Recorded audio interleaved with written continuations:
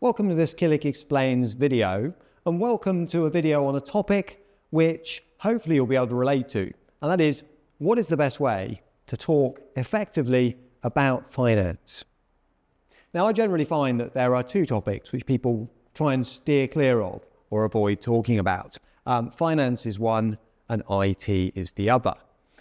People think they're difficult, people think there's a kind of mystery to them, people don't feel confident they know enough.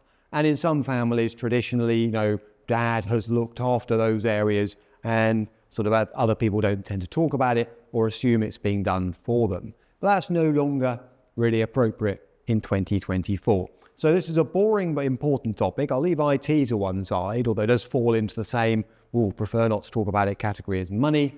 And let's focus on money and finance. Now, why are we doing this? Just to illustrate, how many different situations might demand within a family that people are comfortable about talking about money. Your parents and kids. Kids need to understand money. Their financial future is probably tougher than it was for earlier generations. As pension rules change, as property gets more expensive and so on, as universities are no longer paid for by the state. So parents and kids need to be open about money. Husbands and wives need to be able to communicate. In this day and age, it's not the case that necessarily the father figure lives in a sort of wood panel study, does the money, does everything else about the house. These days, a woman might be the main breadwinner, the sole breadwinner. They might be responsible for household finances. Okay, so basically couples need to be much more open than perhaps they used to be about money. Then there's parents and grandparents. What if you're trying to get the family around the table to talk about how you're going to pay for private school fees, just to give one illustration? Or maybe if there's a lot of money tied up at the grandparent level of the family, realistically, are they prepared to pass some of it down through younger generations? These are conversations that revolve around money. Siblings worrying about how they're going to look after their parents need to be able to talk about money, care costs and so on. And then outside of families, you've got teachers grappling with how am I going to address finance on the syllabus or in the investment club after school and so on. So incredibly important topic. All right. And here are 5 10-minute rules of thumb to make talking about money and finance a little bit easier. Okay, number 1, let's avoid jargon. And associated with that, number 2, let's avoid acronyms. Let's start at the end. Let's give examples. And let's keep it simple. Okay, jargon. Now, all professionals are terrible at using jargon when they shouldn't. All right, I'm going to include lawyers, GPs and doctors, all kinds of medics, actuaries, accountants, and of course, people who work in my space, wealth management, and so on. All right, and there's no excuse for it really. Jargon is often used as a mask. It's often like, I'm going to make this sound complicated, so you hand it all over to me. And that's not really an acceptable approach. And it's not acceptable anywhere, by the way. People say, well, if you're a business person writing to another business person, you need to use jargon, big, important sounding words. No, you don't. Keep it simple, concise, and clear. Then there's acronyms. We all do it. In my space, we talk about the FCA. And some people go, yes, I know who they are. Other people go, who? We talk about SIPs, ISAs. Some people watching this video will go, yep, got that, Tim. Other people will be, just remind me, what's a SIP again? Is it the only type of pension? And so on and so forth.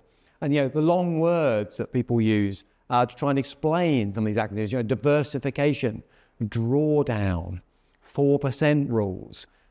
People take all this stuff for granted. And actually, if you're having a discussion as the most financially literate person in the family with people who are not, break it all down. Avoid the long words.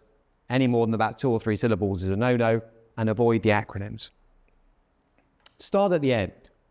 Now, what I mean by that is finance is not a topic that grabs people, okay?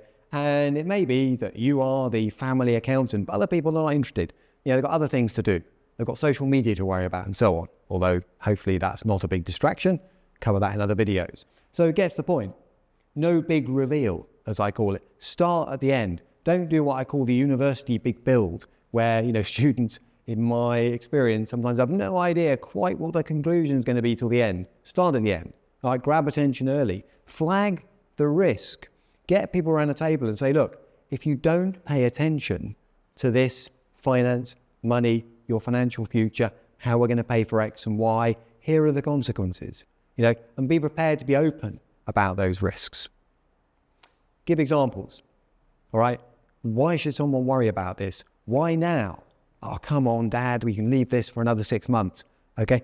Point out the what could go wrongs and get people to visualize, and this is part of the previous point. Visualization is saying, okay, if we have a conversation about this now, we might be able to save ourselves a lot of trouble in the future. Give some examples. Care costs. People don't want to talk about it, but they need to, because otherwise, metaphorically speaking, the roof caves in and they don't have a plan. Private school fees can creep up on families. And if they haven't had the conversations early, then it's quite embarrassing and difficult and awkward to scrabble around and go to Granny and Grandad, or any chance you can help out. So look at what the future might look like. Look at where you want to be in 5 or 10 years' time, and then try to work towards a plan that will get you there. And keep it simple. The KISS rule, okay? In other words, don't overcomplicate financial conversations and financial planning, all right?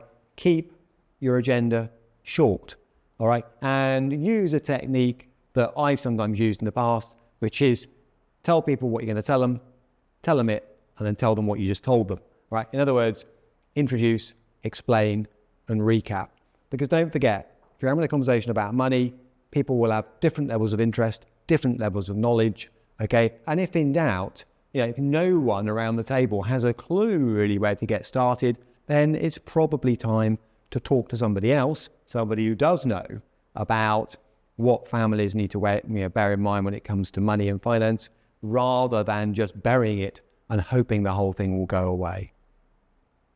Okay, so from me, if you want to find out more, there's killick.com/learn for my other videos on a host of related topics.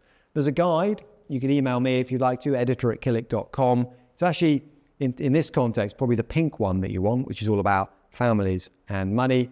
Or there's our quarterly magazine, Confidant, which often includes quite a chunky article from our wealth planners, for example. And again, that will be editor@killick.com.